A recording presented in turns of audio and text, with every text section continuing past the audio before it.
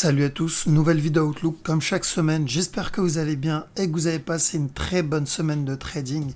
Donc la semaine comme prévu, comme j'avais dit la semaine dernière, ça allait être, on allait rentrer dans une phase de correction et c'est exactement ce qu'on a eu. Donc j'ai bien fait d'avoir pris mes profits donc sur les GBP. J'espère que vous avez fait de même pour ceux qui étaient dedans. Donc là on va rentrer dans une grosse phase de correction je pense. J'espère pas, mais bon, faut s'y préparer mentalement parce que on peut être dedans pendant un petit moment. Alors, on va attaquer directement. Donc, je vais essayer de faire une vidéo pas trop longue comme la dernière fois parce qu'apparemment les gens préfèrent quand la vidéo elle n'est pas trop longue. Donc, on va commencer par Aude. Alors, j'ai dû juste ça un peu histoire d'avoir un peu plus de place. Voilà, donc on va commencer par AudeCAD. 4 heures, donc AudeCAD, il est venu faire un nouveau plus bas, donc il est venu casser le plus bas. Est-ce que ça change la structure? Donc cette structure, pas du tout, hein, la structure reste la même, et je continue à chercher les mêmes setups, c'est-à-dire, tant qu'il n'a pas cassé ce bas, je vais chercher que des buy setup, d'accord? Je vais chercher que de l'achat sur l'AudeCAD. Donc je vais ignorer tout setup de vente sur AudeCAD et me concentrer sur de l'achat. Tant qu'on est dans cette zone, c'est-à-dire tant qu'on est sur cette ligne, pardon, je cherche des setups d'achat sur AudeCAD. Ce dernier plus bas ne change rien au forecast de la grosse structure. Ok. Donc c'est le setup, buy setup sur AudeCAD ce que j'ai cherché. Par contre, bien attendre un setup, d'accord? Parce que là, il peut très bien continuer à ramper. Exemple, là, il peut faire un running flat ici et ensuite venir casser ce bas. Voilà pourquoi je vais attendre un signal, je ne vais pas rentrer à l'aveugle. Donc quand on a réussi à avoir un signal en petit time frame quand il a fait le up. Donc il a fait une impulsion, il a fait une correction ici, ça c'est un signal d'achat. Ou sinon le plus gros, donc là il a fait un running flat ici, c'est un signal d'achat. Donc je vais attendre quelque chose d'équivalent pour rentrer. Je ne rentre pas à l'arrache, ok? Mais je vais ignorer la vente et je vais me concentrer sur l'achat. AudeNZD, idem. Donc AudeNZD, on est toujours sur cette correction et je vais me concentrer sur de l'achat long terme. D'accord? Là, en petit time frame, il peut nous faire encore un down. Ça peut être une correction pour un down, mais j'ignore tout sell setup et je vais me concentrer sur des buy setup AudeNZD parce que pour rappel, ce qu'on essaye de trade, c'est ce buy là. D'accord? Voilà, donc buy setup sur AudeNZD toujours. Si la structure change, je vous préviendrai, mais pour le moment, tel quel, ça m'annonce plutôt plutôt de l'achat. D'accord, ça c'est une correction qui annonce plutôt de l'achat. Qu'est-ce qu'on a d'autre? On a AudeUSD. AudeUSD idem. Donc j'étais rentré en buy dans cette zone. Mon break-even il était posé. Je vous ai dit je le pose au cas où. Il nous a fait le up, il m'a donné de l'espoir en pensant que c'était le buy qu'on cherchait, sauf qu'il est venu recasser le plus bas. Donc je suis plus sur le trade, je suis sorti en break-even, mais ça ne changera pas l'analyse. D'accord? Je continuerai à chercher donc des buy setup sur AudeNZD. Je vais ignorer tout setup de vente. D'accord? Je vais ignorer tout setup de vente tant qu'on est sur cette ligne-là. Je vais chercher des opportunités d'achat. Pour cette impulsion, ça c'est la correction, donc je vais chercher de l'achat et j'ignore de la vente sur AudeCAD. Alors, 4CHF. 4CHF, donc je vous avais dit de vendre ici, et le take profit jusqu'à ce bas et de prendre les profits parce qu'il peut nous valider un regular flat pour un up. Ok. Et là, j'ai bien l'impression que c'est ce qui valide. Donc, il faut bien attendre un point d'entrée ici. Mais voilà, donc je pense qu'il va nous valider un buy ici. Donc, s'il continue à corriger là, s'il continue à faire sa correction, on cherche de l'achat sur 4 CHF. Ok, donc pour le moment, il suit à la lettre et c'est plutôt cool. Ensuite, qu'est-ce qu'on a eu? On a eu 4 yens. 4 yens, donc je cherche toujours de l'achat, même s'il y a des... Donc on a eu un buy ici, un setup d'achat ici. Donc le break-even, faut le poser sur ce mouvement. Pourquoi? Parce qu'il peut venir, encore une fois, casser ce bas. D'accord? Et même s'il vient casser ce bas, ce que je vais chercher, c'est de l'achat sur 4 yens. D'accord? Je ne cherche pas de la vente, mais de l'achat sur 4 yens. Je vais ignorer tout setup de vente sur cette paire. CHF yen.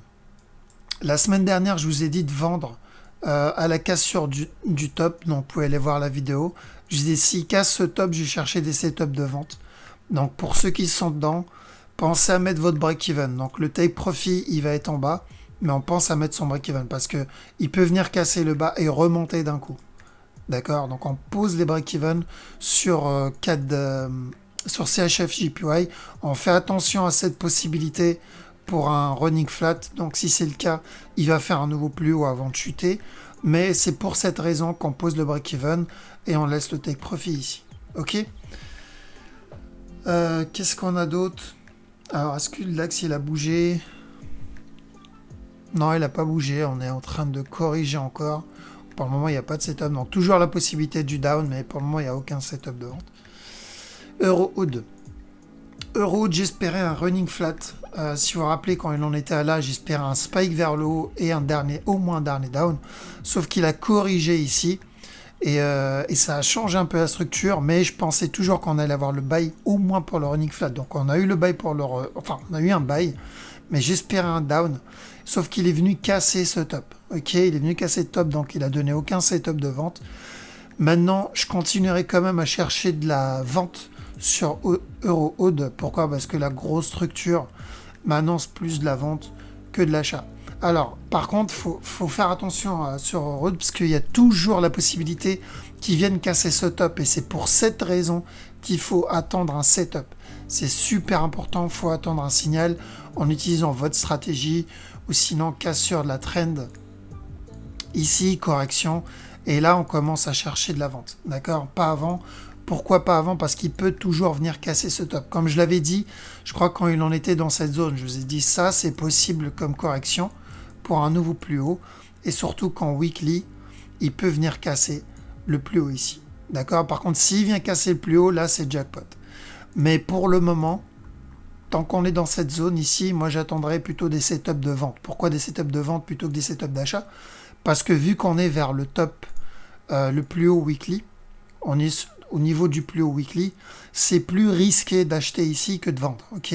Donc il y a plus de chances qu'il spike vers le bas, ou d'ici, plutôt qu'il nous donne un gros spike vers le haut. Ok? Donc on vend plus haut et on achète au plus bas. Ça, c'est la règle de base. Et là, on est au plus haut. Donc on n'essaie pas d'acheter au plus haut, mais plutôt de chercher des setups de vente au plus haut. Ok? Voilà, pour cette raison, je vais attendre un setup avant de rentrer sur ce move.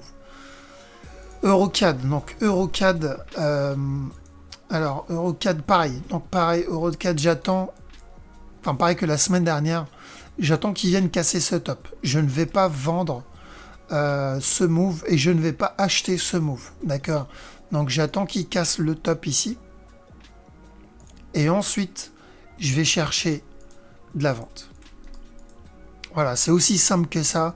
Là, on est dans une correction et je vais attendre bien la cassure du top pour vendre.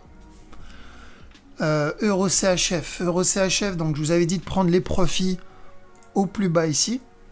Donc, pour ceux qui l'ont fait, bien joué. Maintenant, on peut avoir le up. Donc, je vous ai dit parce que s'il casse le bas, il peut ramper ou monter, ou il peut monter directement. Donc là, il faut faire gaffe à ceux qui sont en achat. Parce qu'il peut venir encore casser le bas. Ça peut être une correction, il peut venir encore casser le bas. Donc il n'y a aucun setup pour le moment. S'il vient corriger comme ça, ok. Là, on peut chercher de l'achat. Mais actuellement, il n'y en a pas. Donc vaut mieux rester à l'écart et bien attendre un setup sur CHF parce qu'un nouveau bas est encore possible. D'accord? Mais sur le long terme, sur ce move, un top est très probable. Ok? Mais voilà, c'est du long terme. Donc acheter ici, c'est vraiment suicidaire, surtout qu'il peut venir ramper encore. Donc vaut mieux attendre un setup, je vous tiendrai au courant si on a. Euro NZD. Donc Euro NZD, toujours pareil. Donc je vous ai dit la semaine dernière qu'un nouveau top était possible. Le setup, personnellement, je l'ai pris ici. Je suis sorti en break-even parce que je m'attendais à un nouveau top comme possibilité pour ce running flat, par exemple. Donc on a eu le nouveau top. Mais est-ce que ça change la structure? Est-ce que ça change le sell qu'on attend? Du tout. Je continue à chercher de la vente sur ce move. Et quand on l'aura, je pense que ça va être un très très bon trade. Donc on continue à chercher de la vente sur EURNZD. Dès qu'il y a un setup de vente, on rentre dedans. Mais faut bien attendre un setup de vente. Faut pas rentrer à l'arrache. Celui qui est rentré à l'aveugle ici et qui a mis son stop loss, alors c'était où? Donc c'est là, celui qui est rentré ici et qui a mis son stop loss là sans anticiper les autres possibilités, donc sans prendre en compte le running flat que j'ai annoncé la semaine dernière, celui-là il a perdu son trade. C'est pour cette raison qu'il faut faire du trade management. C'est pour cette raison que j'encourage les gens à bien maîtriser le trade management et pas que la stratégie. Parce que savoir faire une analyse, c'est juste un point en plus, c'est juste une étape. En plus de l'analyse, il faut savoir faire du management, c'est-à-dire du trade management, savoir où sortir, où mettre le break-even, quand mettre le break-even, quand prendre ses profits, etc. Ça, c'est le trade management. Ensuite, il y a le money management qu'il faut savoir maîtriser aussi. Et ensuite, il y a la psychologie. C'est un ensemble de tout ça qui fait que on est profitable ou pas. On peut avoir une stratégie parfaite. Si derrière, il manque une étape, que ce soit le trade management ou le money management ou la psychologie, vous pouvez être sûr que derrière, ça ne va pas suivre. Ok, c'est vraiment un ensemble. C'est pour cette raison que le trading, c'est dur. Parce que dès que la psychologie commence à rentrer en compte et dès qu'il faut être assidu dans un sujet, c'est là que beaucoup commencent à avoir des lacunes. Moi, le premier. Donc, et c'est pour cette raison, pour y remédier, il faut s'entraîner. Ok. Donc, et aussi, c'est pour cette raison que je déconseille les personnes. Donc, n'oubliez pas que ce que je vous donne, c'est juste des indications sur ce que je vois et c'est pas des signaux, donc ne prenez pas mes vidéos comme des signaux, ça c'est super important parce que je veux pas être tenu responsable de vos bêtises. Ok, alors donc euro USD, donc euro NZD comme j'ai dit, donc c'est un sell, le setup n'a vraiment pas changé, on est toujours sur un mouvement correctif pour un down, donc on cherchera des setups de vente. Qu'est-ce qu'on a? On a euro USD. Euro USD il chute. Donc j'ai bien fait. La semaine dernière, je dit, je vais pas, enfin je suis pas dans le trade. Je vais pas rentrer dans le trade tant que j'ai pas un vrai setup d'achat. J'ai bien fait de pas le faire parce que j'espérais toujours un nouveau plus bas qui vienne casser ce bas. Et là, il est en train de faire une impulsion. Donc c'est possible qu'on l'ait ici. Donc je vais attendre. Je vais pas prendre de vente. Je vais rester à l'écart d'euro USD, je vais attendre qu'il casse le bas et ensuite je vais commencer à surveiller un setup ou une correction si c'est pour de la vente, ça j'y crois pas, ou donc le buy. D'accord? Donc je vais attendre qu'il casse le bas. Je vais rien faire sur euro USD pour le moment. Mais je suis bien content qu'il vienne casser ce bas s'il le fait. GBPOD. Alors GBPOD, je vous avais dit la semaine dernière que je vais sortir du trade parce que je sentais que la correction allait pas tarder, donc j'ai bien fait de sortir du trade. Maintenant on est dans la correction, je pense que tout ça c'est une correction. Par contre c'est possible qu'on rentre dans une grosse correction, c'est-à-dire qu'on va rentrer dans une période de correction assez longue. Là il peut très bien chuter tout de suite, ne faire le dernier plus bas, un petit dernier plus bas avant ou une grosse correction ou un nouveau plus haut, même si ça j'y crois pas. Ça, c'est possible que ça soit une correction pour un nouveau plus haut, mais j'y crois un peu moins à cause de ce move qui est très impulsif et ce move qui est celui-là qui est très correctif. Okay, pour qu'il nous fasse un nouveau plus haut, ce que j'aurais préféré, c'est que ce mouvement soit correctif et ce mouvement soit impulsif, ce qui n'est pas le cas. Là, c'est le contraire. Donc, pour cette raison, je ne crois pas trop au nouveau plus haut. Mais bon, c'est pas moi qui décide, on ne sait jamais. Faut rester à l'affût. Donc pour moi, ce mouvement, c'est juste une correction. Donc là, il peut, oui, très bien descendre tout de suite. Ou sinon, il peut nous faire un truc un peu plus complexe. D'accord? On peut rester dans une correction assez longtemps. Et c'est pour cette raison que j'ai préféré sortir du trade et chercher des setups de vente. D'accord? Je vais chercher à re-rentrer après. Parce que là, on va aller au H1. Donc là, il peut nous faire une correction ici et nous donner encore un plus haut. Ou sinon, il peut venir chuter et nous donner un plus haut, nous donner un regular flat, exemple. Donc les possibilités sont quasi infinies et c'est pour cette raison que je sors du trade et j'attends un sell setup. S'il me donne une impulsion, une correction, là je vais commencer à chercher de la vente. Mais pour le moment, j'en ai pas. Okay, GBP CAD, idem, on fait attention parce que ce move peut annoncer un buy. Et ce buy, ça peut être un simple running flat ici, mais on fait gaffe. Est-ce qu'il faut rentrer dans le buy? Je pense pas que ça soit une bonne idée, Maintenant, ceux qui sont déjà dans le sell, mettez votre break-even ou prenez votre profit. Parce que oui, il peut nous faire un dernier plus bas et ensuite le sell peut être terminé. D'accord? Donc pensez à mettre les break-even ou prendre vos profits sur GBP CAD.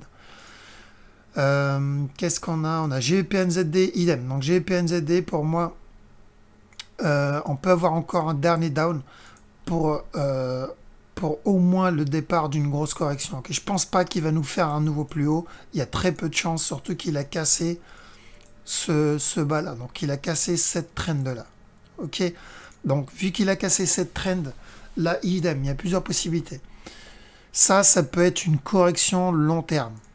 Et je préfère m'arrêter sur correction long terme parce que je peux pas vous dire ce qu'il peut faire ou ce qu'il va faire. Je peux pas vous dire, voilà, il va faire un regular flat parce que j'en sais rien. Donc là, il peut nous faire un nouveau plus haut, ensuite un nouveau plus bas, et ensuite nous faire vraiment une grosse correction avant le down. Il peut chuter tout de suite. Et tout ce move, c'était ici, un expanding. Donc ça, c'est un running, pardon. Ça, c'est un A, ça, c'est un B, ça, c'est un C. Ça, c'est une possibilité pour un A, B, C ici. Ou là, c'est le début, c'est-à-dire ça, c'est le premier move d'une correction qui commence. D'accord? Par exemple, ça, c'est un A. Il va nous faire un B. Après, il va nous faire un C. OK? Ou ça peut être un W. Il va nous faire un X. Ensuite, il va nous faire un Y. Ensuite, il va nous faire un X. Ensuite, il va nous faire un Z. Et ensuite, chuter. Vous voyez, donc, les possibilités sont vraiment énormes. Donc, je ne peux pas vous dire ce qu'il va faire ici. C'est vraiment trop jeune. Mais ce que je pense, c'est que ce move fait partie d'une correction. D'accord? Et donc, voilà pourquoi. Donc, de toute façon, mes profits, je les avais pris comme je vous ai dit la semaine dernière, parce que je m'attendais à cette possibilité-là. Et maintenant, je surveille, et je vais plutôt surveiller de la vente que de l'achat. Maintenant, il n'y en a pas. Ça annonce même plutôt de l'achat, s'il continue à faire comme ça. Mais je vais ignorer de l'achat sur GBP-NZD, et je vais me concentrer sur de la vente, surtout si ça, c'est la correction. D'accord?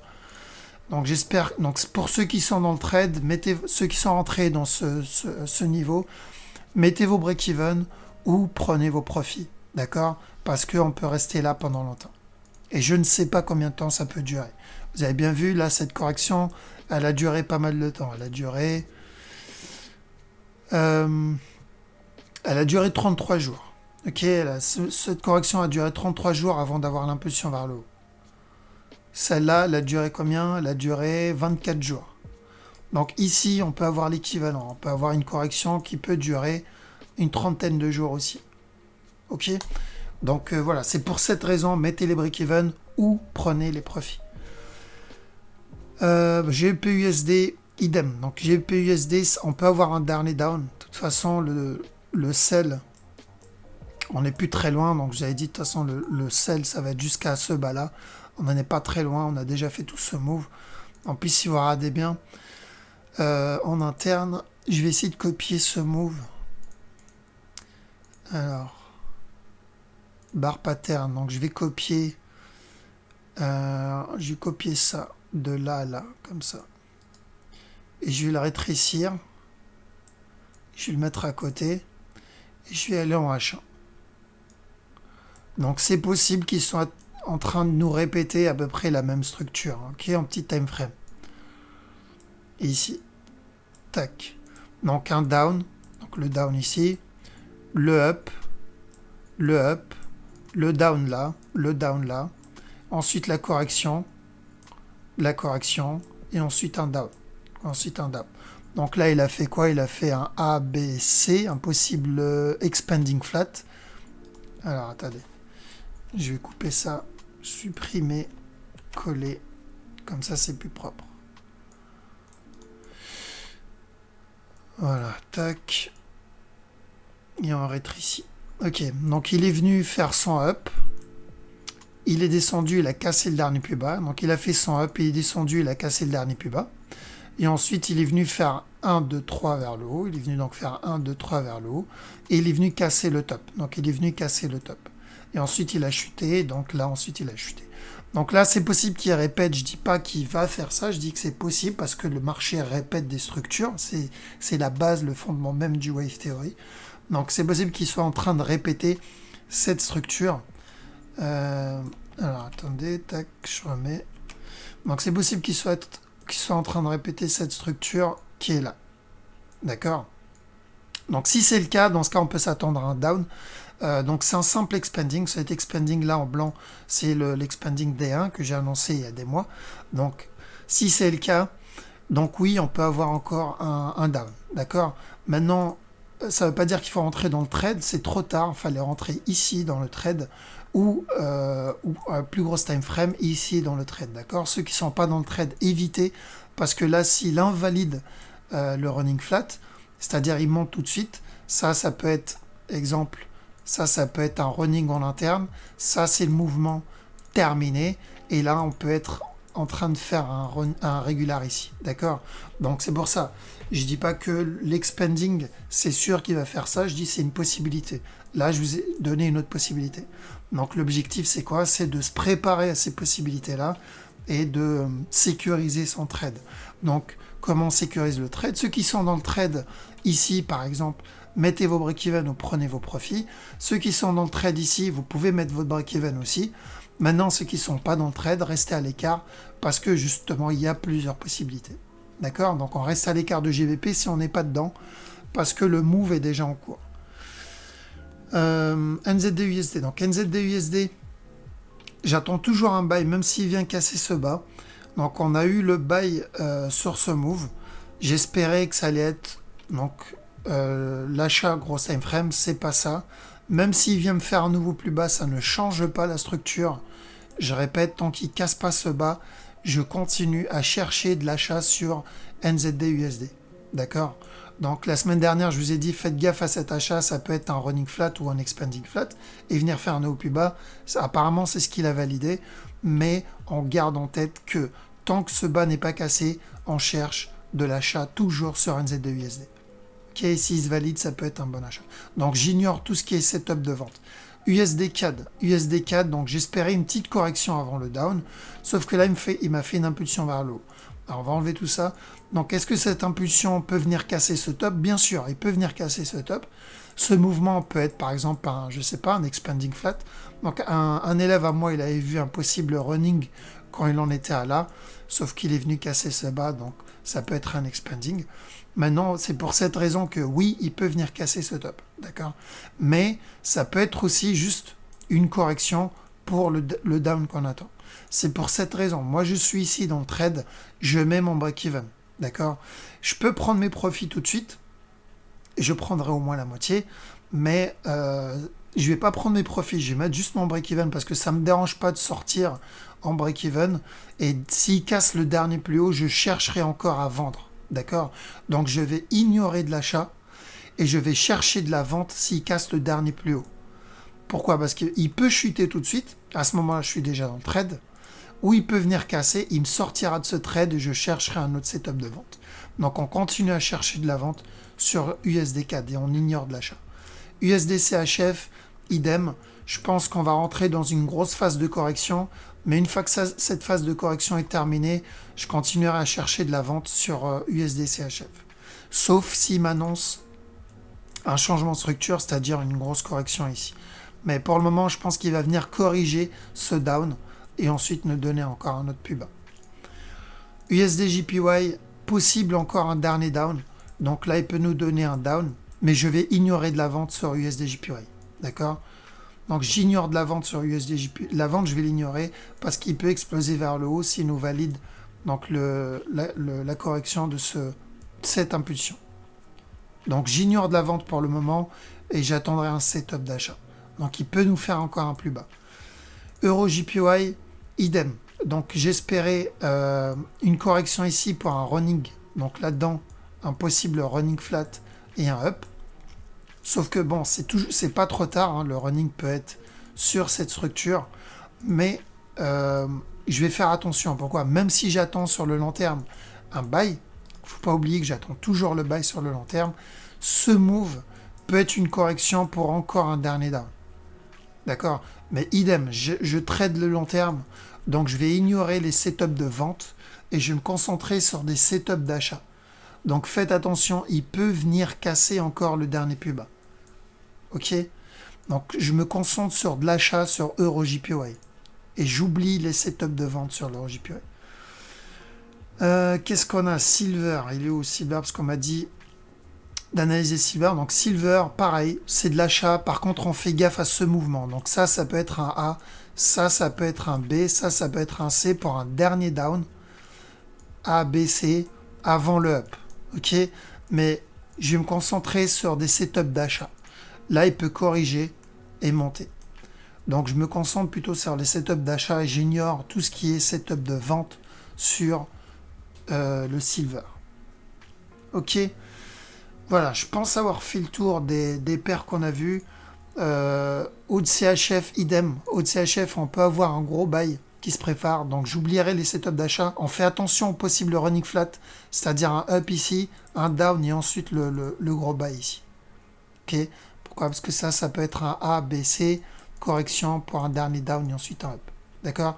Donc haut de CHF, idem. En fait, la majorité des hauts, je vais surveiller plutôt de l'achat. Celui que j'ai surveillé le plus, c'est surtout EURO-NZD. Maintenant que j'ai pris mon profit sur les GBP, je vais me concentrer sur EURO-NZD parce que je vais prendre la grosse.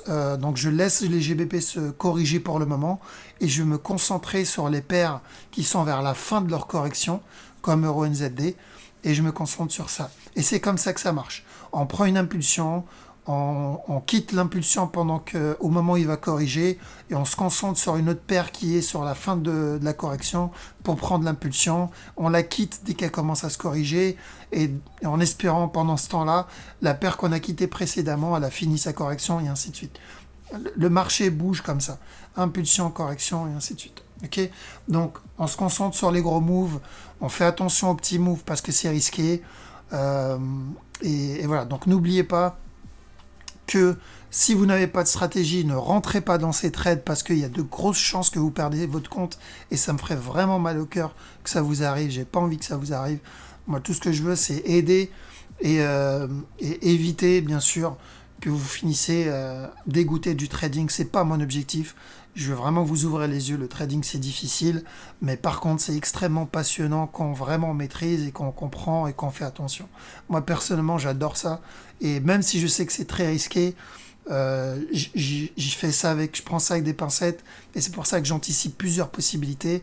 Et histoire de vraiment éviter de me prendre on va dire un coup de marteau dans la gueule et une perte bêtement. D'accord? Donc, si je dois vous donner un gros conseil pour votre trading, maîtrisez le management. Vraiment, maîtrisez le management à fond parce que une fois que vous avez maîtrisé ça, même si vous avez une stratégie qui est pas complète, qui est pas terrible, si vous maîtrisez le management, vous êtes sûr que vous ne perdrez jamais votre compte. D'accord? Donc maîtrisez ça. Moi, c'est ça qui m'a vraiment boosté dans mon évolution, c'est le management du trade.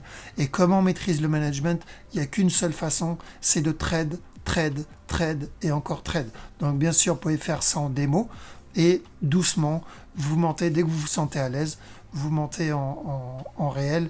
Et en réel, mélanger une bonne stratégie avec du trade management, je peux vous assurer que trader, ça va devenir un vrai bonheur. Ok? Voilà, donc je vous laisse ici, 28 minutes la vidéo. Donc n'hésitez pas à me contacter si vous avez des questions. N'hésitez pas à me contacter aussi si vous voulez des informations sur la formation qui va débuter bientôt. Ou la prochaine, donc on fait ça par vague. Et voilà. Donc sur ce, je vous souhaite un excellent week-end et je vous dis à la prochaine. Ciao.